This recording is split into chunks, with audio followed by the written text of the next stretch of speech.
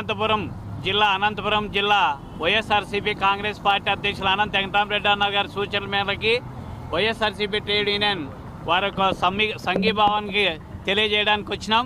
వారి యొక్క ప్రధాన డిమాండ్లు టెక్నికల్ ఎంప్లాయీస్కి వచ్చి 29,200 రూపాయలు, నాన్ టెక్నికల్ వాళ్ళకి వచ్చి 24,500 రూపాయలు జీతాలు పెంచాలని చెప్పి, అదేవిధంగా 15 కార్మికులు వర్క్ చేసింటారో క్రమబద్ధీకరించాలని చెప్పి, అదేవిధంగా వాళ్ళ కుటుంబంలో 60 ఏండ్లు అంటే రెగ్యులర్ ఎంప్లాయీస్కి ఏ విధంగా అయితే వర్తిస్తాయో వాళ్ళకు కూడా వర్తింపజేయాలని చెప్పి డిమాండ్ చేస్తున్నాం. అంతేకాకుండా ఆ కుటుంబంలో కూడా వారికి ఒకరికి ఉద్యోగం ఇవ్వాలని చెప్పి తెలియజేస్తున్నాం. మరియు వారు ఏదైనా పనిలో ఏదైనా అంగవైకల్యం జరిగితే, ఏదన్నా పొరపాటున చనిపోతే 10 లక్షల రూపాయల వరకు కూడా ఇరిగేషన్ ఇవ్వాలని చెప్పి, అంగవైకల్యం వారు అయితే కూడా 5 లక్షలు ఇవ్వాలని చెప్పి డిమాండ్ చేస్తున్నాం. మరియు ఆ కుటుంబంలో కూడా ఒకరికి ఉద్యోగం ఇవ్వాలని చెప్పి డిమాండ్ చేస్తున్నాం.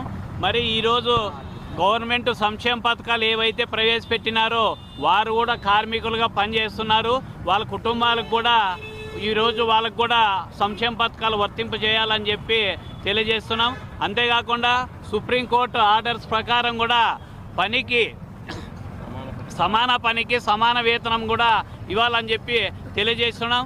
అంతేకాదు ఈరోజు ఎన్డీఏ గవర్నమెంటు 1 సంవత్సరం కాలం అవుతుంది వచ్చి, ఎన్డీఏ గవర్నమెంట్ రాకమునుపు వాళ్ళైతే సూపర్ 6 హామీలు ఇచ్చారు.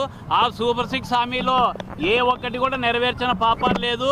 ఈరోజు అంతో ఇంతో జగన్మోహన్ రెడ్డి ముఖ్యమంత్రిగా ఉన్నప్పుడు ఆటో కార్మికులకైతేనేమి, చేనేత కార్మికులకైతేనేమి, మత్స్య కార్మికులకైతేనేమి, మరియు ఈ నాయి బ్రాహ్మణులకి, రజకులకి, మరియు చేనేత కార్మికులకి అందరికీ కూడా సంవత్సరానికి 10,000 ఇచ్చి వాళ్ళ కుటుంబాల్లో ఆదుకున్న వాళ్ళ కుటుంబాల్లో సంతోషం నింపిన ఘనత ఒక వైఎస్ జగన్మోహన్ రెడ్డి గారికి దక్కిందని చెప్పి తెలియజేస్తున్నాం.